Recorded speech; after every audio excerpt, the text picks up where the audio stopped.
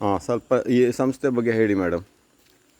ಇಲ್ಲಿ ಹಾಂ, ಕಾಸರಗೋಡಿನ ಬಾರ್ಡರ್ನಿಂದ ಡಾಕ್ಟರ್ ಮೊಗಸಾಲೆ ಎಂಬುವರು ಗೌರ್ಮೆಂಟ್ ಡಾಕ್ಟರ್ ಆಗಿ ಇಲ್ಲಿ ಬಂದ್ರಂತೆ. ಹಾಂ, ಅವ್ರ ಬಗ್ಗೆ ಕೇಳಿದ್ದೆ ನಾನು. ಹಾಂ ಅವರಿಗೆ ಅಲ್ಲಮ ಪ್ರಭುವಿನ ಮೇಲೆ ಬಹಳ ಒಂದು ಅಭಿಮಾನ. ಹಾಂ ಇಲ್ಲಿ ಬಂದು ಕಾಂತಾವರ ಕನ್ನಡ ಸಂಘ ಅಂತ ಕಟ್ಟಿ ಹಾಂ ಸಾಹಿತಿಗಳೆಲ್ಲ ತುಂಬಾ ಬೆಳೆಸಿ ಓಕೆ, ಅಲ್ಲಿ ಮೇಲೆ ದೇವಸ್ಥಾನದ ಪಕ್ಕ ಇದೆಯಲ್ಲ ಅದೆಲ್ಲ. ಅದೇ ಹಾಂ ಹಾಂ ಹಾಂ ಅಲ್ಲಿ ತುಂಬಾ ಕೆಲಸ ಮಾಡಿದ್ರು ಕನ್ನಡದ ಬಗ್ಗೆ, ಕನ್ನಡ ಸಾಹಿತ್ಯ ಸಂಸ್ಕೃತಿ ಇದ್ರ ಬಗ್ಗೆ ಎಲ್ಲ ಮಾಡಿ ಅಲ್ಲಿ ಹೆಚ್ಚು ಪ್ರಚಾರಕ್ಕೆ ಬಾರದ ತುಂಬಾ ಕೆಲಸ ಮಾಡೋರನ್ನು ಕರೆದು ಅವರನ್ನು ಸನ್ಮಾನಿಸುವ ತುಂಬಾ ಕೆಲಸಗಳನ್ನು ಮಾಡಿದ್ರು. ಅದಕ್ಕೆ ಕೆಲವರೆಲ್ಲ ಇಲ್ಲಿ ಸಹಕಾರ ಕೊಟ್ಟರು. ಹಾಗೊಂದು ಕನ್ನಡ ಸಂಸ್ಥೆ ಅಂತ ಹೇಳಿ ಕಟ್ಟಿಕೊಂಡು ಅದನ್ನು ಮಾಡಿದ್ರು. ಆಮೇಲೆ ಮಾಡ್ತಾ ಅವರು ಸಾಹಿತ್ಯವನ್ನು ಓದ್ತಾ ಇದ್ರು. ಸಾಹಿತ್ಯ ಓದ್ತಾ ಇದ್ರೆ ಅಲ್ಲಮನ ವಚನಗಳ ಬಗ್ಗೆ ಅವರಿಗೆ ಬಹಳ ಆಸಕ್ತಿ ಆಯಿತು. ಆ ಮನುಷ್ಯನ ಬಗ್ಗೆ ಬಹಳ ಒಂದು ಪ್ರೀತಿ ಬೆಳೆಸ್ಕೊಂಡ್ರು. ಹಾಗಾಗಿ ಅಲ್ಲಮ ಪೀಠ ಅಂತ ಮಾಡಬೇಕು, ಅಲ್ಲಿ ಅಲ್ಲಮನ ಬಗ್ಗೆ ಅಧ್ಯಯನ ಆಗಬೇಕು ಅಂತ ಇಲ್ಲಿ ಒಂದಷ್ಟು ಜಾಗವನ್ನು ತಗೊಂಡು ಇಲ್ಲಿ ಅಲ್ಲಮ ಪೀಠ ಮಾಡುದು ಅಂತ ಪ್ರಾರಂಭಿಸಿದ್ರು. ಆದರೆ ಅದಕ್ಕೆ ಬೇಕಾದ ಸಹಕಾರ ಸರ್ಕಾರದಲ್ಲಿ ಸಿಗಲಿಲ್ಲ. ಬಹಳ ಪ್ರಯತ್ನ ಮಾಡಿದ್ರು.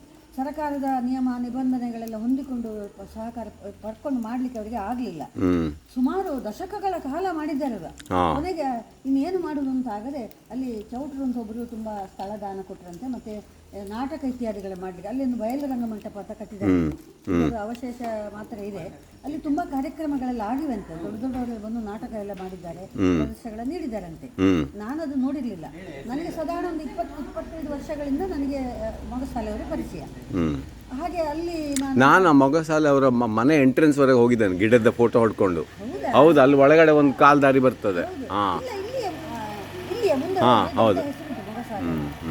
ಓಕೆ. ಆಮೇಲೆ ಅವರು ಒಂದು ಸಲ ಸಂಸ್ಥೆಗಳಿಗೆ ಸಹ ಅವರು ಪ್ರಶಸ್ತಿ ಕೊಡ್ತಾ ಇದ್ರು. ಮನುಷ್ಯರಿಗೆ ಸಹ ಪ್ರಶಸ್ತಿಗಳು, ಸಾಧನೆ ಮಾಡಿದವರಿಗೆ ಪ್ರಶಸ್ತಿ ಕೊಟ್ಟರು. ಹಾಗೆ ಒಂದ್ಸಲ ಹರಿಹರಪುರದಲ್ಲಿರುವಂತಹ ಈ ಇದಕ್ಕೆ ಗುರುಕುಲಕ್ಕೆ ಪ್ರಶಸ್ತಿ ಸಿಕ್ಕಿತು ಅವರ ಸಾಧನೆಗೆ. ಆಮೇಲೆ ಅಲ್ಲಿ ಅವರೊಟ್ಟಿಗೆ ಕಾಂಟ್ಯಾಕ್ಟ್ ಮಾಡಿಕೊಂಡು ನಮ್ಗೆ ಏನಾದ್ರು ಇಲ್ಲಿ ಸಹಾಯ ಮಾಡಬಹುದಾ, ಇಲ್ಲಿ ಕೊನೆ ಪಕ್ಷ ಮಕ್ಕಳಿಗೊಂದು ಗುರುಕುಲ ಮಾಡಬಹುದು ಅಂತ ಹೇಳಿದಕ್ಕೆ ಅವರು ಆಯ್ತು ಅಂತ ಒಪ್ಪಿಕೊಂಡು ಇಲ್ಲಿ ರಾಣಿ ಅಬ್ಬಕ್ಕ ಅಂತ ಹೇಳಿದ್ರೆ ನಿಮಗೆ ಗೊತ್ತಿರಬಹುದು, ಅಬ್ಬಕ್ಕ ದೊಡ್ಡ ಒಂದು ಸಾಧನೆಗಾರ್ತಿ. ಪೋರ್ಚುಗೀಸರನ್ನೇ ಮಣ್ಣು ಮುಕ್ಕಿಸಿದವಳು. ಬರೇ ಒಂದು ಮೀನುಗಾರರ ಹಾಗೆ ಅವಳ ಈ ವರ್ಷ ಅವಳದು ಸೆಂಟಿನರಿ ಸೆಲೆಬ್ರೇಷನ್ ಆಗ್ತಾ ಇದೆ, ಶತಮಾನೋತ್ಸವದ ಸಂಭ್ರಮದಲ್ಲಿದ್ದೇವೆ. ಹಾಗೆ ಅವಳ ಹೆಸರನ್ನ ಒಂದು ಅಧ್ಯಯನ ಪೀಠ ಆಗಲಿ ಅಂತ ಹೇಳಿಕೊಂಡು ಈ ವರ್ಷದಿಂದ ಇಲ್ಲಿ ಮಾಡ್ತಾ ಇದ್ದಾರೆ. ಆಯ್ತು.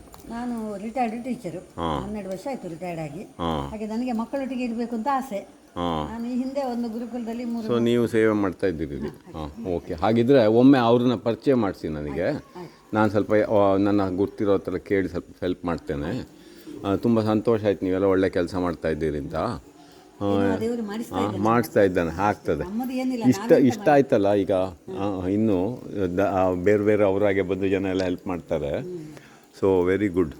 ಮತ್ತೆ ಆಹಾರ ಎಲ್ಲ ಇಲ್ಲೇನಾ ಮಕ್ಕಳಿಗೆಲ್ಲ? ಬೆಳಗ್ಗೆ ಬ್ರೇಕ್ಫಾಸ್ಟ್ ಇಲ್ಲಿ ಮಾಡ್ತೇವೆ, ಮಧ್ಯಾಹ್ನ ಶಾಲೆಯಲ್ಲಿ ಊಟ ಮಾಡ್ತೀವಿ. ಗೌರ್ಮೆಂಟ್ ಶಾಲೆಗೆ ಕಳ್ಸೋದು ಮಕ್ಕಳನ್ನ.